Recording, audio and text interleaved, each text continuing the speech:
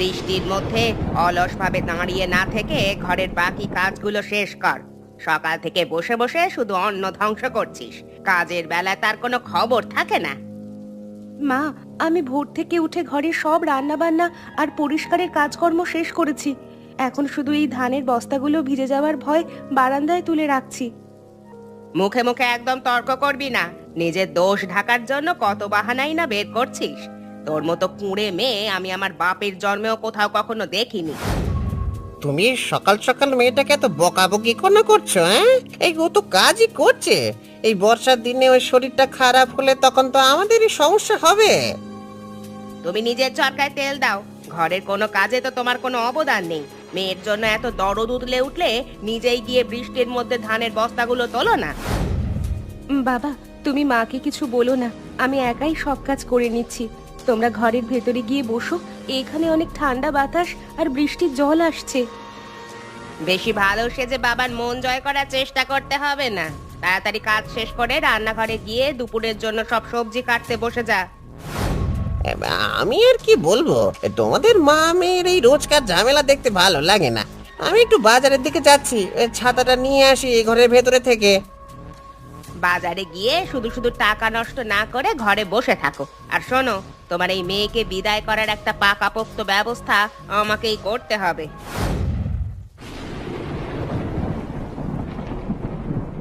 রতন, বাজার থেকে এই বৃষ্টির মধ্যে ভিজে ভিজে বাজারে কেন গিয়েছিলি? আর গিয়েছিলি যখন তাড়াতাড়ি ফিরতে পারতিস। জামা কাপড়গুলো বদলে নে, না হলে কিন্তু তোর আবার জ্বর চলে আসবে। মা, রাস্তায় আজ খুব কাদা হয়েছিল, তাই ফিরতে একটু দেরি হয়ে গেল। আজ বাজারে করুণা কাকিকে দেখলাম, এক ঘটকের সাথে অনেকক্ষণ ধরে গোপনে কথা বলছিলেন। করুণা যে কি কুটিল মনের মানুষ তা তো আমরা ভালো করেই জানি। নিজের ছেলের জন্য হয়তো কোনো ধনী ঘরের পাত্রী খোঁজার চেষ্টা করছে ওই মহিলা। না মা, আমি দূর থেকে যতটুকু শুনলাম ওনার নিজের ছেলের জন্য নয়, ময়না দিদিকে কোনো এক বয়স্ক লোকের সাথে বিয়ে দেওয়ার আলোচনা চলছিল সেখানে। ওই ডাইনি মহিলাটা শেষ পর্যন্ত ময়নার জীবনটাকে এভাবে ধ্বংস করে দেবে নাকি? মেয়েটা এত লক্ষ্মী, সারাদিন মুখ বুজে সব অত্যাচার সহ্য করে। ঘটক বলছিল পাত্র নাকি অনেক টাকার মালিক, কিন্তু বয়স অনেক বেশি। করুণা কাকি নাকি সেই পাত্রের কাছ থেকে অনেক টাকা দাবি করেছেন এই বিয়ের জন্য। টাকার লোভে অন্ধ হয়ে মানুষ নিজের ঘরের মেয়ের এত বড় ক্ষতি করতে পারে? হরেন কেমন পুরুষ, নিজের মেয়ের পক্ষে একটা কথাও বলতে পারে না। ময়না দিদি যদি এই বিয়ের কথা জানতে পারে তবে অনেক কষ্ট পাবে। আমাদের কি উচিত নয় দিদিকে এই বিষয়ে আগে থেকেই একটু সতর্ক করে দেওয়া? তুই ঠিক বলেছিস রতন, আমাদেরই কিছু একটা করতে হবে এই ব্যাপারে। ময়না এখানে আসলে আমি ওকে আড়ালে ডেকে সব কথা বুঝিয়ে বলবো আজ। গোপাল, তুই সারাদিন বিছানায় শুয়ে না থেকে একটু কাজের চেষ্টা কর। মা, আমার কাজ করার কোনো দরকার নেই। তুমি শুধু আমার জন্য টাকার ব্যবস্থা করো। এই গ্রামে থাকতে আমার আর একদম ভালো লাগছে না। আমি শহরে যাব। ওই ময়নাটাকে এবার এক বুড়ো বরের সাথে বিয়ে দিয়ে দেব আমি। সেই বড় লোক পাত্র আমাকে অগ্রিম অনেক টাকা দিতে রাজি হয়েছে আজ বিকেলে। এটা তো তুমি খুব বুদ্ধিমানের মতো কাজ করছো মা। হ্যাঁ, ও চলে গেলে ঘরের জমিও আমারই হবে, আর টাকাগুলো দিয়ে আমি শহরে ব্যবসা করবো। পাত্র কিছুক্ষণের মধ্যেই টাকা নিয়ে এই ঘরে চলে আসবে বলে জানিয়েছে। তুই ঘরের বাইরে গিয়ে পাহারা দে, ময়না যেন এখন কোনোভাবেই ঘরে না আসে। ময়না তো এখন পুকুর ঘাটে বাসন মাজতে গেছে, ও এখন আসবে না। তুমি পাত্রের কাছে সব টাকা বুঝে নাও, আমি বাইরে গিয়ে বসছি। এই বিয়েটা হয়ে গেলেই আমাদের সব দুঃখ এক নিমেষে শেষ হয়ে যাবে। তখন তুই শহরের বড় বাড়িতে গিয়ে থাকবি, আর আমি শান্তিতে এই ঘরে রাজত্ব করব। ওমা, বেশি করে টাকা দাবি করবে, কম টাকায় কিন্তু রাজি হবে না। বুড়ো মানুষের অনেক টাকা, ওনাদের কাছ থেকে আদায় করা সহজ কাজ। তুই আমাকে জ্ঞান দিবি না, আমি নিজেরটা খুব ভালো বুঝি। তুই এখন বাইরে যা তো, পাত্রের আসার সময় হয়ে গেছে। ময়নার মা, এই নাও তোমার দাবিকৃত 50,000 টাকা এখানে আছে। আমি ময়নাকে বিয়ে করব, আর কালকেই ওকে আমার নিজের বাড়িতে নিয়ে যাব আমি। আপনি কোনো চিন্তা করবেন না ধনীরাম বাবু, ময়না কালকেই আপনার হবে। আমি আজ রাতেই ওকে সব কথা বলে বিয়ের জন্য প্রস্তুত করে রাখবো। ধনীরাম বাবু, আপনার বয়স তো ময়নার চেয়ে অনেক বেশি দেখায়। এই অসম বয়সের বিয়েতে মেয়েটা সুখে থাকবে তো? আমার মনটা যেন কেমন করছে। তুমি একদম চুপ করে থাকো, এখানে নিজের মুখ খোলার কোনো দরকার নেই। ধনীরাম বাবুর এত টাকা আছে, ময়না রাজরানী হয়ে থাকবে ওনার ঘরে গিয়ে। আমি ময়নাকে খুব যত্নে রাখবো। আমার বাড়িতে ওকে কাজ করে খেতে হবে না, পায়ের ওপর পা তুলে বসে খাবে। তবে মনে রেখো, কাল সকালে আমি গাড়ি নিয়ে আসবো ওকে নিতে। টাকাগুলো আমি আলমারির ভেতরে এই গোপন ড্রয়ারে ভালো করে রেখে দিচ্ছি। আপনি কাল সকালে চলে আসবেন, সবকিছু একদম তৈরি থাকবে। টাকাটা এভাবে নেওয়া কি ঠিক হলো? সমাজ জানলে আমাদের থুতু দেবে। নিজের মেয়ের জীবনটা এভাবে টাকার বিনিময়ে বিক্রি করে দিতে আমার কষ্ট হচ্ছে। সমাজ কি আমাদের খেতে দেয় নাকি যে সমাজের কথা ভেবে বসে থাকবো? এই টাকা দিয়ে আমাদের ঘরের সব ঋণ শোধ হবে, সেটা বোঝো না নাকি? আমি এখন আসি, বাইরে আবার নতুন করে অনেক জোরে বৃষ্টি শুরু হয়েছে। কাল সকালে যেন কোনো ভুল না হয়, মনে রেখো ময়নার মা। সৎমা শেষ পর্যন্ত টাকার লোভে আমাকে এক বৃদ্ধ মানুষের কাছে বিক্রি করে দিল। বাবা বেঁচে থাকতেও আমার এই সংসারে কোনো আশ্রয় বা অধিকার রইল না। আমি কিছুতেই এই অন্যায় বিয়ে মেনে নিতে পারবো না। নিজের জীবন শেষ হয়ে গেলেও আমি ওই বৃদ্ধ লোকের সাথে কাল যাব না। কিন্তু আমি এখন এই মাঝরাতে কোথায় গিয়ে আশ্রয় পাবো এই দুর্যোগে? গ্রামে আমার তো তেমন কোনো চেনা মানুষও নেই যে সাহায্য করতে পারবে। সারদা কাকির কথা খুব মনে পড়ছে। উনি আমাকে নিজের মেয়ের মতো ভালোবাসেন। ওনার বাড়িতে গেলে হয়তো এই রাতের জন্য একটু থাকার জায়গা আমি পাবো। ঘরে গিয়ে নিজের অল্প কিছু জামা কাপড় ব্যাগে ভরে নিতে হবে। মা এখন টাকা নিয়েই ব্যস্ত আছে, এই সুযোগে আমাকে পালাতে হবে। বাবা জানলেও হয়তো মায়ের ভয় আমাকে আটকে রাখতে পারবে না। হে ঈশ্বর, তুমি আমাকে এই বিপদ থেকে রক্ষা করো, শক্তি দাও মনে। পেছনের দরজা দিয়ে এক পা করে বাগানের দিকে চলে যাই। এই বৃষ্টির অন্ধকারের মধ্যে আমাকে কেউ সহজে দেখতে পাবে না। নিজের পায়ে দাঁড়িয়ে কাজ করে খাবো, তাও এই নরকে আর ফিরবো না। সততার পথে থাকলে ঈশ্বর নিশ্চয়ই কোনো না কোনো পথ দেখাবে আমার মতো অনাথকে। তবে ভয় পেলে চলবে না, সাহসের সাথে পথ চলতে হবে।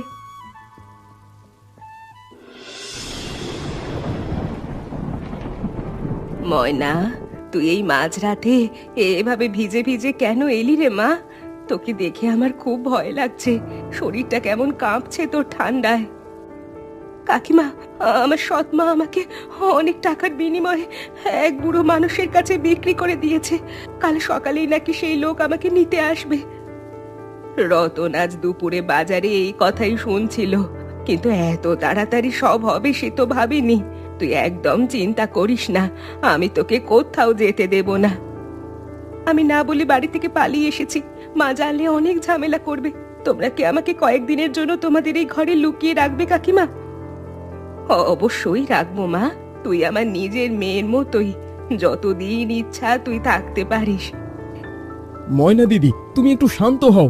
আমাদের ঘরে তুমি একদম নিরাপদে থাকবে, কেউ এখানে খুঁজে পাবে না তোমায়। আমি তোমাদের এই ঋণ কোনোদিন শোধ করতে পারবো না। মা যদি জানতে পারে আমি এখানে আছি, তবে তোমাদেরকেও অনেক গালমন্দ করবে। করুণাকে আমি একদম ভয় পাই না, ও একটা লোভী নারী। নিজের মেয়ের জীবন নিয়ে খেলা করার শাস্তি ও খুব তাড়াতাড়ি পাবে। মা, আমি পেছনের ঘরের দরজাটা ভালো করে বন্ধ করে দিচ্ছি। ময়না দিদি, তুমি পাশের ঘরে গিয়ে শাড়ি পরে ঘুমিয়ে পড়ো। তুই পাশের ঘরে যা, আমি তোর জন্য খাবার নিয়ে আসছি। মা এখন রান্নাঘরে ব্যস্ত আছে। এই সুযোগে টাকাগুলো আমাকে হাতাতে হবে। কাল রাত থেকেই আমি এই 50,000 টাকার উপর নজরদারি করে রাখছিলাম মনে মনে। এই টাকাগুলো পেলে আমার জীবনের সব স্বপ্ন একই নিমেষেই সত্যি হয়ে যাবে। আমি আজই দুপুরে বাসে চড়ে সোজা এই গ্রাম ছেড়ে শহরে পালিয়ে যাব। ময়না তো রাতে ঘর থেকে পালিয়েছে, সকালে মা সেটা দেখে অনেক চিল্লাচিল্লি করছিল। ভালোই হয়েছে, সবার নজর এখন ময়নার দিকেই থাকবে সারাদিন ধরে। আলমারির চাবিটা মা সবসময় বালিশের নিচে রেখে দেয়। এই তো ড্রয়ারের ভেতরে টাকা সুন্দরভাবে রাখা আছে দেখছি। সব টাকা ব্যাগের ভেতরে ভরে নিয়ে চাবিটা আবার হাকির জায়গায় রেখেছি। মা ভাববে হয়তো ময়না পালিয়ে যাওয়ার সময় এই টাকা চুরি করে নিয়ে গেছে। মায়ের বুদ্ধি একদম নেই, বুড়ো মানুষের সাথে মেয়ের বিয়ে দিতে গেছে টাকার লোভে। সেই টাকা এখন আমার পকেটে, আমি এখন স্বাধীন এক বড় লোক মানুষ। ঘরের পেছনের জঙ্গল দিয়ে সোজা মেইন রোডের দিকে চলে যেতে হবে এখন। বৃষ্টি আবার শুরু হওয়ার আগেই বাসে উঠে পড়তে পারলে কেউ আটকাতে পারবে না। ময়না দিদি পালিয়ে আমার অনেক বড় উপকার করে দিয়ে গেল গো। মায়ের চিল্লা চিল্লি শোনার জন্য আমি আর এই ঘরে এক মুহূর্ত থাকবো না।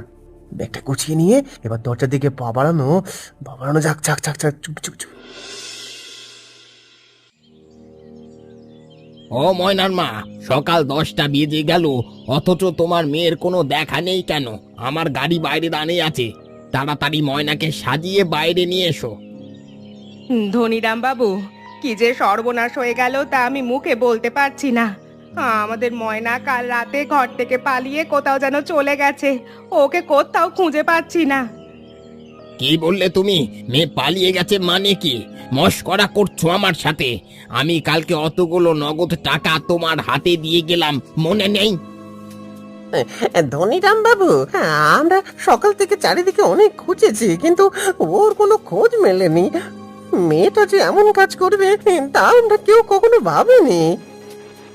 আমার ওসব কথা শোনার কোনো ইচ্ছে নেই। ময়নাকে যেভাবেই হোক খুঁজে আমার সামনে নিয়ে এসো। যদি ময়নাকে দিতে না পারো তবে আমার 50,000 টাকা এক্ষুনি ফেরত দাও। আপনি একটু শান্ত হন, আমি ঘর থেকে টাকা এনে আপনাকে ফেরত দিয়ে দিচ্ছি। মেয়ের কপালে সুখ নেই, আমি কি করব তাতে? টাকাটা আপনি নিয়ে যান। তাড়াতাড়ি করো, আমার সময়ের অনেক দাম আছে, এখানে দাঁড়িয়ে থাকার সময় নেই। টাকাটা পেলেই আমি এখান থেকে নিজের বাড়িতে ফিরে যাব।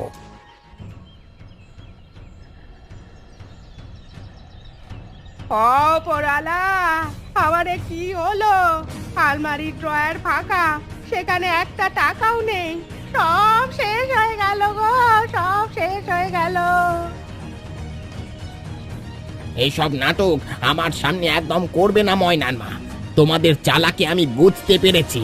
হয় আমার টাকা ফেরত দাও, নয়তো ময়নাকে এনে আমার সাথে বিয়ে দাও।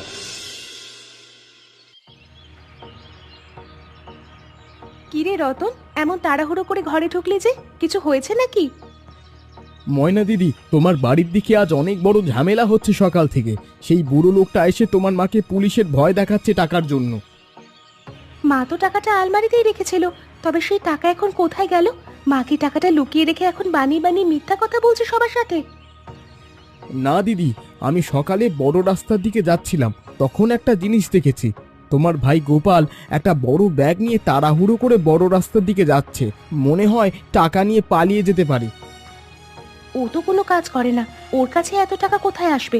তার মানে ওই মায়ের আলমারি থেকে সব টাকা চুরি করেছে। তুই একদম ঠিক ধরেছিস ময়না, গোপাল ছাড়া এই কাজ আর কেউ করতেই পারে না।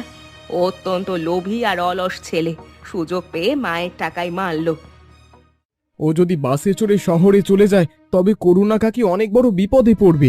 ধনীরাম লোকটা অনেক খারাপ, টাকা না পেলে করুণা কাকিকে জেলে পাঠাবে। তবে একটা ভালো খবর আছে, আজকে বিকালের আগে বাস ছাড়বে না। বাস ড্রাইভারটা ধর্মঘট করেছিল, এই জন্য 5টার পরে বাস ছাড়বে। তাহলে তো ভালো। মা যতই আমার সাথে খারাপ ব্যবহার করুক না কেন, উনি তো আমার মা। ওনার এই বিপদের দিনে আমি এইভাবে ঘরে লুকিয়ে বসে থাকতে পারি না।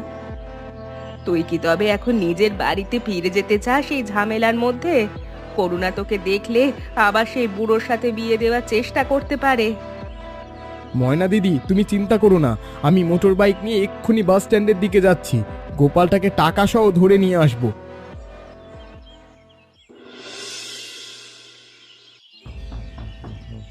গোপাল, তুই এত তাড়াহুড়ো করে ব্যাগ নিয়ে কোথায় পালিয়ে যাওয়ার চেষ্টা করছিস?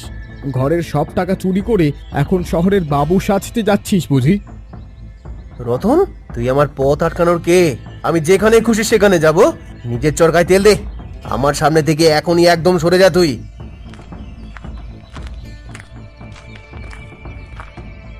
গোপাল, তুই মায়ের সাথে এত বড় বিশ্বাসঘাতকতা কেমন করে করতে পারলি?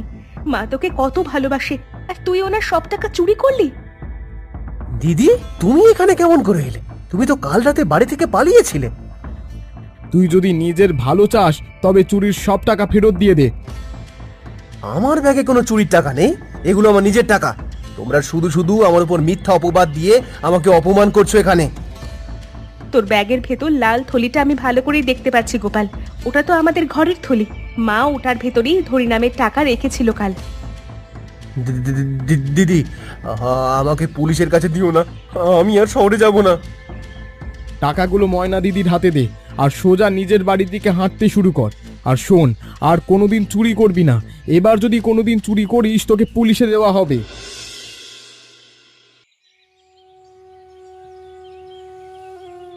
সারদা দিদি, আমি আজ নিজের সব ভুল বুঝতে পেরেছি।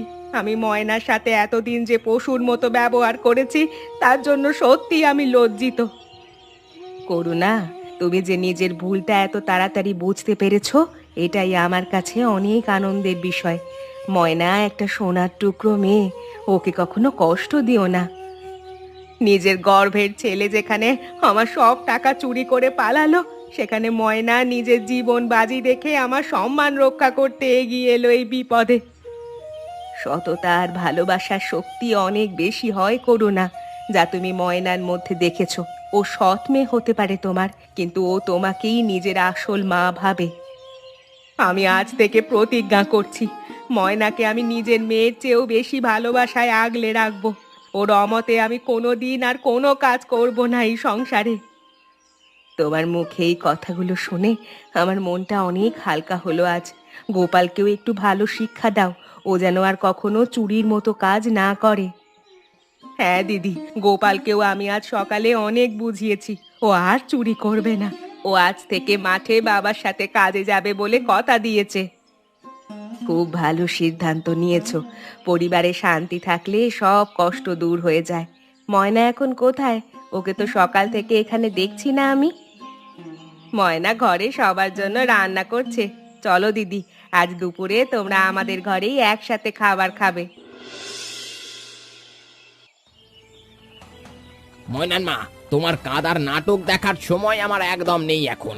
আমি শেষবারের মতো বলছি, আমার টাকা ফেরত দাও, না হলে আমি পুলিশ ডাকবো এবার।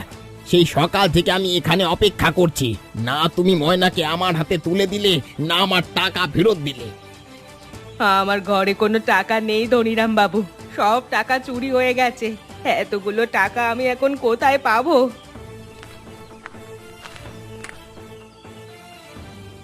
মা, তুমি আর কেঁদো না। তোমার কোনো টাকা হারিয়ে যায়নি বা চুরিও হয়নি। এর ভেতরে সব টাকা একদম ঠিক আছে। ময়না, তুই তুই এই টাকা কোথায় পেলি রে মা? আমি তো ভেবেছিলাম তুই পালিয়ে যাওয়ার সময় এই টাকা সাথে করে নিয়ে গেছিস। কাকিমা, ময়না দিদি চোর নয়, চোর হলো তোমার নিজের আদরের ছেলে গোপাল। ও টাকা নিয়ে শহরে পালিয়ে যাচ্ছিল, ময়না দিদি ওকে ধরে টাকা উদ্ধার করেছে। টাকা পাওয়া গেছে যখন, তখন ওটা আমার হাতে দাও। আমার টাকা আমি পেয়ে গেছি, এখন এই বিয়ে ভাঙা হলো, আমি চললাম। ধনীরাম বাবু, আপনার টাকা আপনি বুঝে নিন, আর আমাদের এই বাড়ি থেকে দয়া করে বিদায় হন। টাকার লোভে অন্ধ হয়ে আমি অনেক বড় পাপ করতে যাচ্ছিলাম। ময়না, তুই আজ আমাদের পরিবারের সম্মান আর তোর মায়ের জীবন দুই বাঁচালি মা। নিজের সৎ মায়ের পর এত অত্যাচারের পরেও তুই যে উপকার করলি মা, তা আমি ভুলবো না। কাকিমা, মানুষের ভেতরের আসল পরিচয় বিপদের সময় পাওয়া যায়, সেটা মনে রাখবেন। ময়না দিদি কোনোদিন আপনার ক্ষতি চায়নি, ও সব সময় আপনাদের নিজের ভেবেছে। আজ অনেক দিন পর আমাদের এই ঘরে এত শান্তি আনন্দের আলো দেখতে পাচ্ছি। আমার সব দুঃখ এক নিমেষে শেষ হয়ে গেল তোমাদের এই মিল দেখে। এই সব কিছুর কৃতিত্ব আমাদের ময়নার। ও না থাকলে আজ এই পরিবার ধ্বংস হয়ে যেত। ময়না মা, তুই আর একটুখানি তরকারি নিজের পাতে নিয়ে নে তো।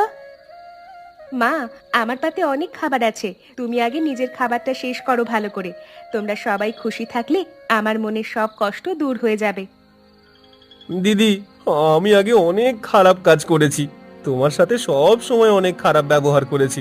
আমাকে তুমি ক্ষমা করে দিও, আমি আর কখনো অন্যায় করব না। ওগো, কাল সকালে আমি ময়নার জন্য একটা ভালো ঘরের সৎ পাত্রের সন্ধান করতে যাব। আমাদের মেয়ের বিয়ে আমরা অনেক ধুমধাম করে দেব এবার নিজে মিলে। হ্যাঁ গো, এবার কোনো টাকার লোভে নয়, মেয়ের সুখ দেখে তবেই ভালো ঘরে বিয়ে দেব। আমাদের ময়না যেখানেই থাকবে সেই ঘর আলো করে রাখবে। দিদির বিয়ের সব দায়িত্ব আমি নিজের কাঁধে নেব। আমি কষ্ট করে টাকা উপার্জন করব, দিদিকে আমি রাজকন্যার মতো শ্বশুর বাড়িতে পাঠাবো।